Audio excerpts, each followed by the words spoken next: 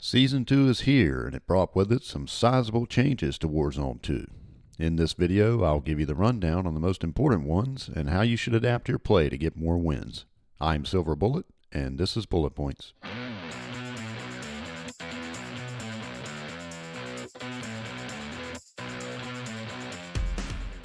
Well, Raven Software finally released Warzone 2 Season 2 on February 15, 2023.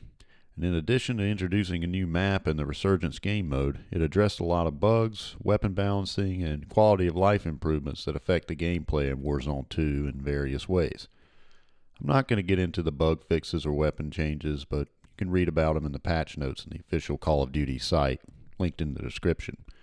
I'm also going to skip over the new map, Ashika Island, though I may do some separate videos on it later down the road. It is a great place to practice close quarters combat, and the Resurgence mode gives you a lot more practice to hone your skills. What I want to focus on is the most noticeable changes in the game. The updates I'm going to be discussing will affect your gameplay regardless of your playstyle, so you'll need to adapt. Probably the most drastic change you're going to notice is the update to the cash economy. The minimum amount you'll find lying around or inside of things like supply boxes and cash registers is $500, up from $100. You'll also find more cash on dead players, and you'll keep more of your cash on redeployment. They also decrease the cost of loadouts. It's now down to $5,000 per player in quads. Now, I'm sure Raven will be adjusting this over time, but they've made it clear that they want to increase a team's ability to gain cash. This means more stuff coming from the shops. Kill streaks, field upgrades, self-revives, etc. This means more bites at the apple for eliminated players, as their teammates will be much more able to buy them back. And perhaps most importantly, this affects the speed of the game. Upon landing, teams will have enough cash for guns and perks in less time, meaning you're going to see aggressive play a lot earlier than you're used to, so be ready.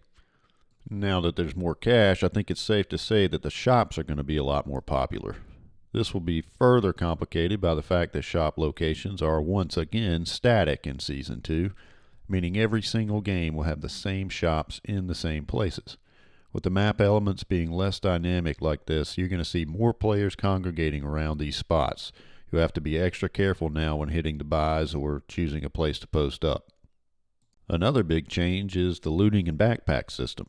Looting is no longer done through an inventory menu. Instead, the items just fall on the ground and you have to pick them up.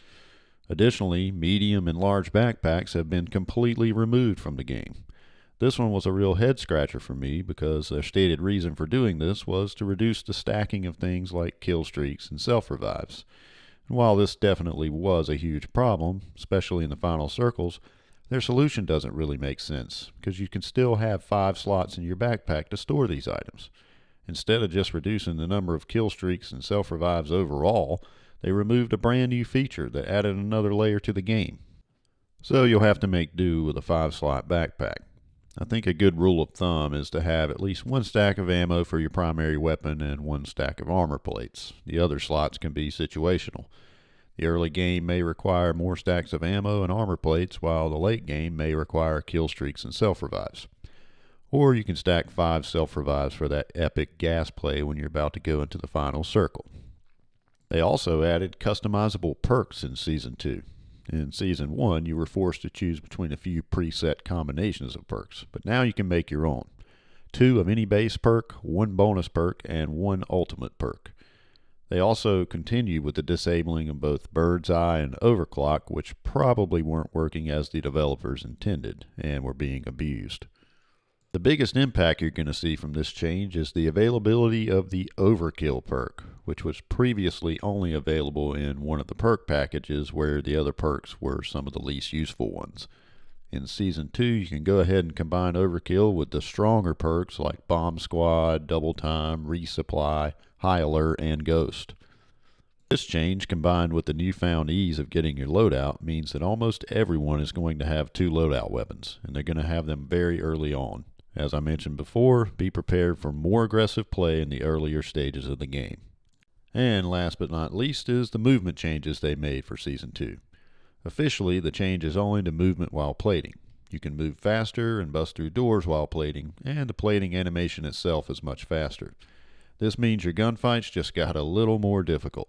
If you fail to down someone who's far enough away, it's very likely that a chase will result in you facing a fully plated enemy again, so you may want to think twice about hunting them down. Of course, the inverse is also true. You'll find it easier to get reset after taking hits. There's also something else. It isn't mentioned in the patch notes anywhere, and as far as I'm aware, there's been no official word on this, but it seems like overall movement has been tweaked. Running and jumping around now feels like there's less friction, almost like they decreased the gravity values that govern the game's physics. This is most evident when you're trying to land a jump on a small platform and end up overdoing it and falling off. It seems harder to control your momentum or something. I can't quite put my finger on it.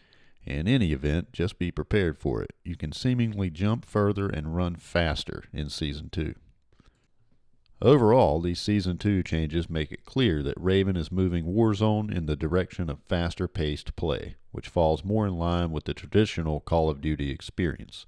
This doesn't exactly bode well for the more casual player, but that's why I'm here. No matter what changes come our way, there's always steps you can take to adapt and win. I'll be doing my best to show you ways to improve and get those dubs, so please support the channel. Like and subscribe, and let me know what you think in the comments below. Y'all take care.